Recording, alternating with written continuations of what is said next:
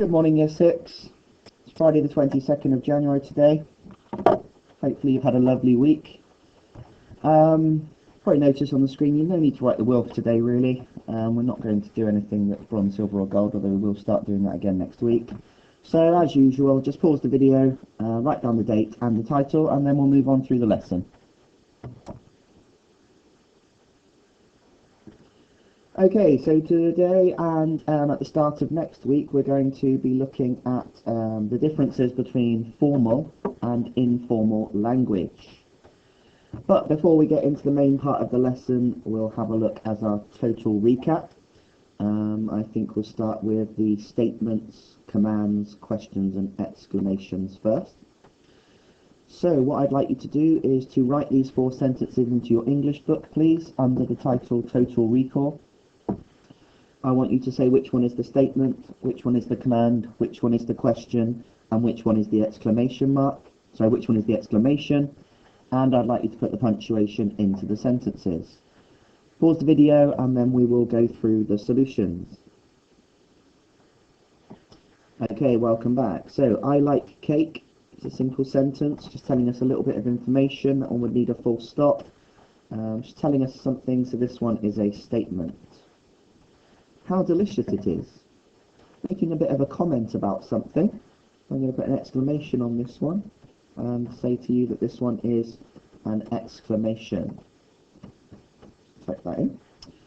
Okay, get me some more cake. Very bossy. Starts off with this imperative verb, this bossy word. Could have an exclamation mark, could have a full stop. It doesn't matter for this one, but this one is definitely a command. And then the final one, do you like cake too? So we're starting off with the word do, which is normally started for a question. We're asking something that would need an answer. So this one, of course, is the question. Well done if you got those right. Let's have a look at the apostrophes now. So, where would the apostrophe go? We've got 3 sentences there. I want you to copy them into your English books carefully and neatly, please, and put the apostrophes in if they're needed. Then pause the video, have a go at that, and we'll see how you got on.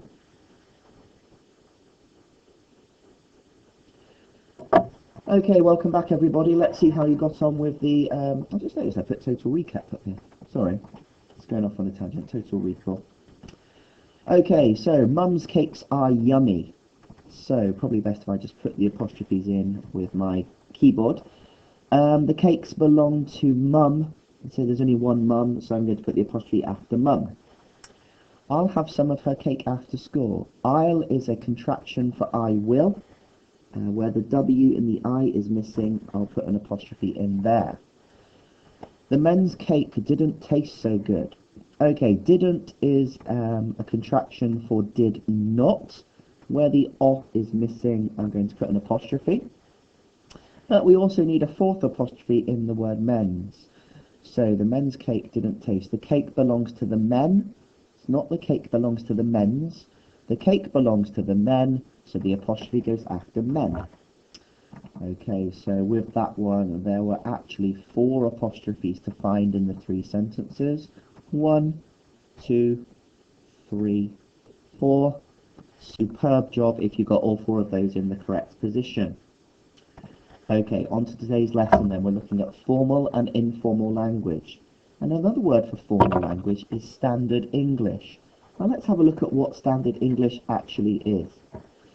It is the correct form of English, used when you're speaking or writing in a formal way. Sometimes you might hear it described as speaking in a posh way, or like the proper way to speak or the proper way to write. Standard English, because it's formal, does not include any slang words. So it doesn't include any abbreviations as well, and it doesn't include any of those contractions we've been looking at. Standard English is the type of English you should use in your writing to make things clear. Okay, let's go through some starter questions then, and see how you get on. Do these in your English book, please. So here is your first task. If there are 2 negative words in a sentence, it is not standard English. So these are all wrong. I didn't say nothing. I ain't seen no one.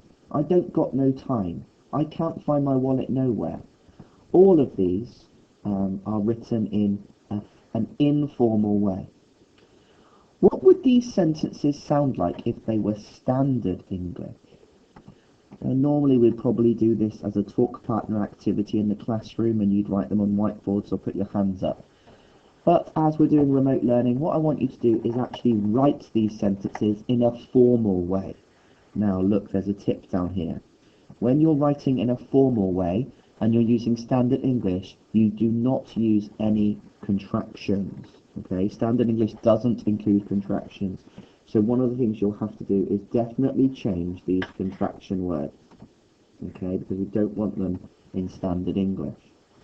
The other thing you'll need to do is look very carefully at these words. They may need to be changed as well, because you can't use double negatives. If you think about it, if you're saying, I didn't say nothing, well, that actually means you did say something. So it doesn't really make sense. So you will need to change these words too. What I might do is do the first one for you, and then give you an idea of what you need to do, and you can have a go at the other three in your English books. So, the first one, I need a capital letter for I. It says down here that standard English doesn't include contractions, so I'm not going to put didn't, I'm going to put did not. I did not say. Now, I cannot put a double negative. I cannot put another negative word. So instead of saying I did not say nothing, if I'm writing in a formal way, I would say I did not say anything. I'm changing the word nothing into the word anything, so that the sentence makes sense. Okay, so there's the solution for the first one. I'd like you to have a go at these three, please. If you can write these into your English books, but write them in a formal, standard English way. Okay, pause the video, try those three sentences, like I've done the first one, and then come back and we'll see how you got on. Okay, welcome back everybody. Let's see how you got on with that year 6. I think I'll type them in. It's probably good for you to actually see the words as well as hear me say them. So, I ain't seen no one. I have not seen, and I'm going to change no one to anyone. I have not seen anyone. I don't got no time. That sounds terrible, doesn't it? I have not got any time. And the last one, I can't find my wallet nowhere. I can space not. I cannot find my wallet. You probably guessed it. I'm going to change the word nowhere to anywhere. Okay, so hopefully you got those correct. If you were getting them right, well done. You could put a tick next to them, or you could do a smiley face if you got them correct. Super job. Okay, let's move on and look at more ways of writing in a formal and informal way. So, sometimes people use the incorrect verb form, and this makes their writing sound informal. So the first sentence says, a bead are missing. A bead are missing. It's not the correct way to speak. It's not the correct way to write. And it's not correct because of the verb are. It shouldn't be are, it should be is. So what we've done here is we've changed the word are to the word is. A bead is missing. That makes perfect sense, and that is the standard English, that's the formal way of talking. So I want you to do the same thing with they talks very quickly, the computers was missing, and I want you to rewrite these sentences but use the correct verbs. Pause the video, take your time, write those two sentences very neatly, and then I'll show you the solutions. Okay, they talks very quickly. Should have been they talk very quickly. Okay, so we're changing the verb talks to talk. They talk very quickly. It sounds much better. And the next one should be the computers, and because it's more than one computer, we would put the computers were missing instead of the computers was missing. If it was one computer, of course, then you might say the computer was missing. Because it's more than one computer, we would change the verb to were in order to speak properly and to write properly. Okay, and there's just a clarification. Lucky I got that one right, wasn't it? A bead is missing. They talk very quickly. The computers were missing. Let's try another one. Tick the sentences that are written correctly. So you don't have this one printed off, so instead of ticking, what I want you to do is write the two correct sentences. Read them carefully. Do they sound like they're written in the proper way? Emma loves playing games. The man live in a caravan. We was happy about the football result. They are going to the shops. When I read that, I noticed that two of them just didn't sound right. They sounded incorrect because of the verbs. See if you can find the two correct ones. Pause the video, read them carefully, and then come back when you think you're ready. Okay, year 6, let's have a look at these. So, Emma loves playing games. There is absolutely nothing wrong with that sentence. It's absolutely fine. The subject, Emma, and the verb, loves, completely match up. Emma loves playing games, so that one is fine. Hopefully that was one of the sentences that you've written in. The man live in the caravan. It's this word here that's wrong. It should be the man lives in the caravan. The man lives in a caravan. So that one's wrong, so you shouldn't have written that one down. We was happy about the football result. One of these words is incorrect, and it makes it sound informal, and it's this word here, was. Let's have a little bit of a think about what that word should have been. That's right, it should have been, we were happy about the football result. The final one should be the other one that you've written into your books. They are going to the shops is absolutely fine, so that one is correct. Okay, let's have a look at the instruction for this one. An incorrect word is underlined in the sentence below. Write the correct word in the box. I done the washing up really quickly because I wanted to go out.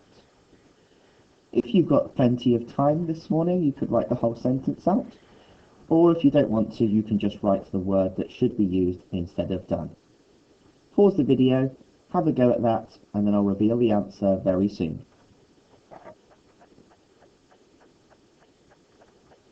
Okay, so done, it's not right, you know, I done the washing up. It's the way I notice some people speaking, actually, and if children speak in my class, I do try and correct you because it's important that we learn, you know, not just how to read and write well, but we learn to speak well too. So it shouldn't be done. You should say, I did the washing up really quickly. Okay, that's the proper verb form to use if you want to speak properly. I did the washing up really quickly because I wanted to go out. Well done if you got that one right. Okay, so that's enough of our introduction into formal and informal language for today. We will look at that in more detail and more depth next week. We'll just finish off today's lesson and finish off the English lessons for the week by having a go at our word class game. So we've tried this on Monday, Tuesday and Thursday. Normally we start with me doing one of them for you, but I don't think I'm going to do that today. I want you to have a go yourself. So, in your English books, please, write the numbers 1, 2, 3, 4, 5, 6, 7, 8, 9, 10. You can write these words in if you want to, and then next to them, I want you to tell me if the word is an adjective or a verb or a preposition or a pronoun, determiner, proper noun, relative pronoun, whatever type of word you think it is, write it in. And hopefully we're getting better and better at this because this is the 4th time we've done something like this. Okay, so pause the video, read the words very carefully, think how they could be used in a sentence, and see if you can choose what word class the word would belong to. And then I'll go through the answers at the very end of the lesson.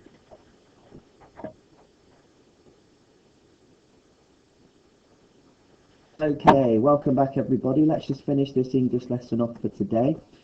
So we've got Paul, sing, into, one, if, wild, angrily, mine, ant, and who. Might do this slightly differently today. I might start thinking of the different word classes and then see if I can find the correct word. So let's start with adjectives.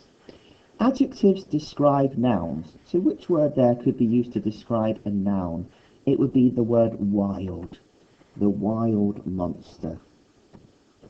Okay, let's think about nouns.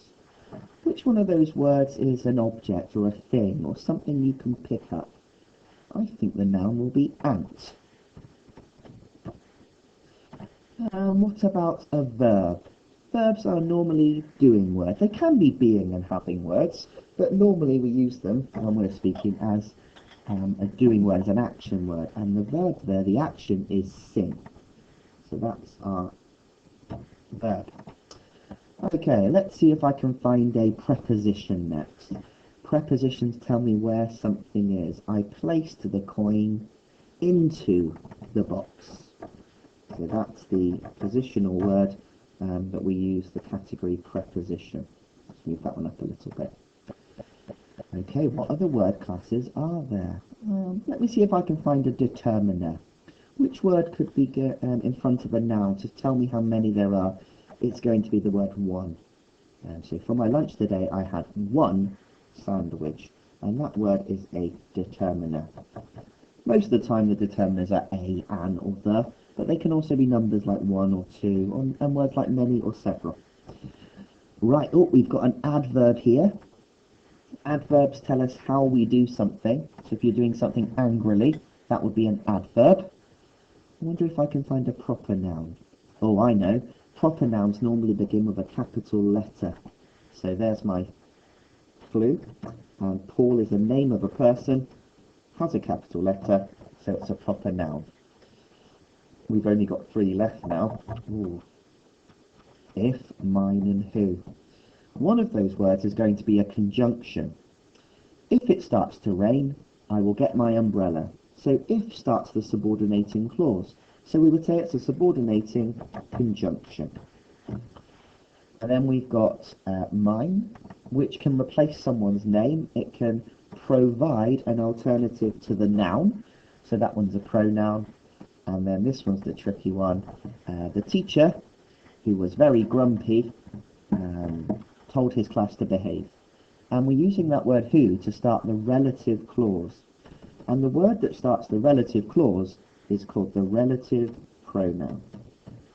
You probably noticed I'm using the same word classes every time we do this activity. So hopefully, with repetition and doing the same sort of thing again and again, you're getting much better at it.